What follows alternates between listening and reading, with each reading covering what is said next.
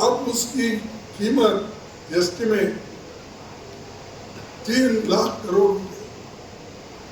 अरे 500 किलोमीटर के लिए अगर आप 3 लाख करोड़ खर्च करते हो, उतने में वो गिरा भी, एक पुल गिर गया।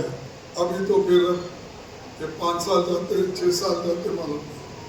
यानी ऐसे वायदे करते हैं जो जल्दी फुलफिल हो नहीं सकते, लेकिन लोगों को झूठ बोलने से अलग नहीं होते। हमको बोलते कांग्रेस वाले झूठ बोलते हैं, कांग्रेस वाले वो बोलते क्या बोलिए, हमने कुछ वायदा किया, झूठ बोले। कर्नाटक में वायदा किया, निभाया। तेलंगाना में वायदा किया, निभा रहे। हिमाचल में वायदा किया, निभा रहे। 1-2 कमियां रहे तो भी वो भी कंप्लीट हम कर रहे। लेकिन आपने क्या किया, जरा हिसाब 11 साल का अगर देते तो हमको खुशी होती, बजाय हमको गालियां देते हर जगह फिरने के बजाय। ये एक मुद्दा। दूसरा मुद्दा, मुझे समझ में नहीं आ रहा कि 11 साल प्राइम मिनिस्टर और 13.5 साल चीफ मिनिस्टर गुजरात के, इतना अनुभव आपको है, 25 साल का करीब करीब, लेकिन आपने गुजरात में गरीबी निकाली, वहां के लोगों को एम्प्लॉयमेंट मिली, और यहाँ पर गांधी फैमिली को बोलते हैं ये गांधी फैमिली देश को सत्यानाश कर रही, रेवड़ी बांट रही। क्या राहुल गांधी इस देश के प्रधानमंत्री हैं? हाँ,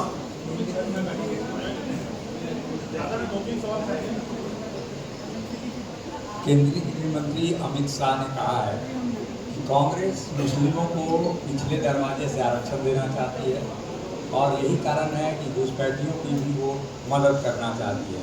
मीर साहब के बयान को भी उन्होंने कोट किया है। देखिए,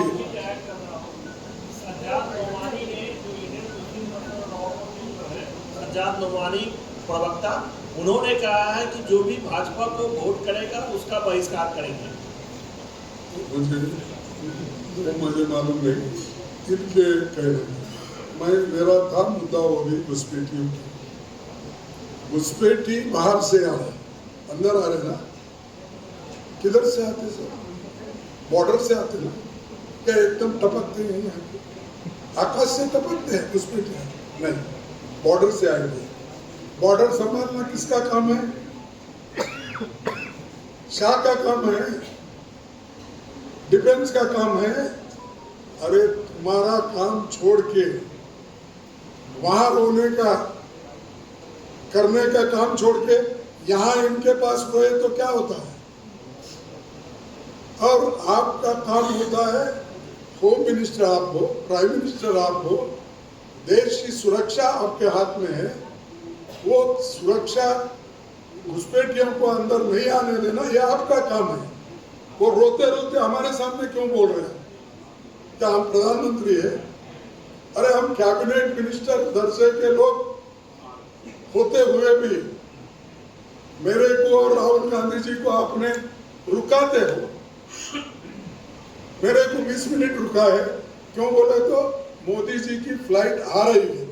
अरे मैं तो जा रहा था, सॉरी, अमित शाह की फ्लाइट, मैं तो निकला था। पाप बेचारे को बोले कि नीचे रखो, अभी मोदी शाह साहब आ रहे, ऊपर है।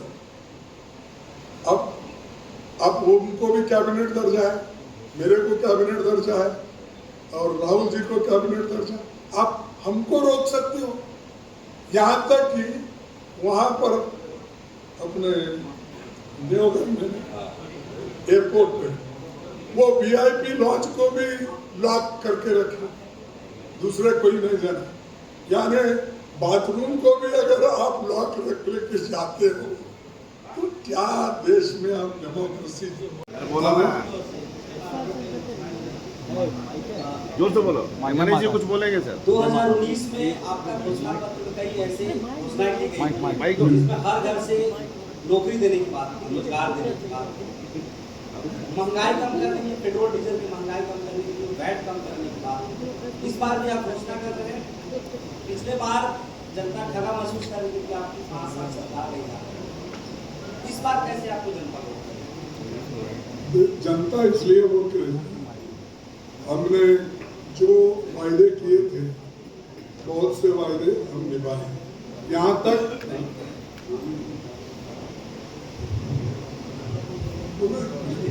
CLP बोल सकता था।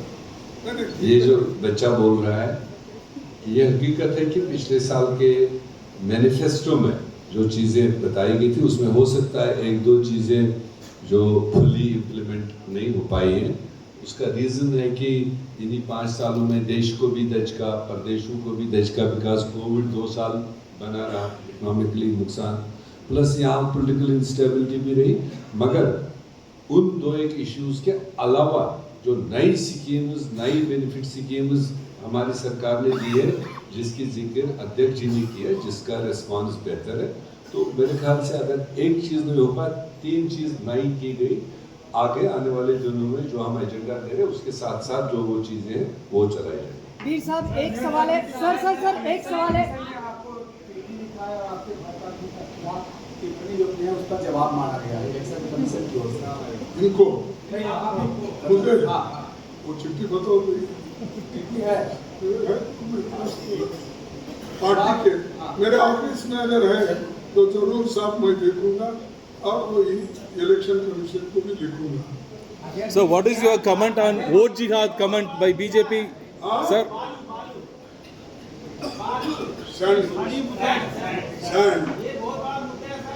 ऐसे सब मुद्दे आप सरकार दो, ये सारी चीजों को हम निपटा लेंगे। लोगों के लिए जो ठीक करना है, मदद करना है, वो जरूर करेंगे।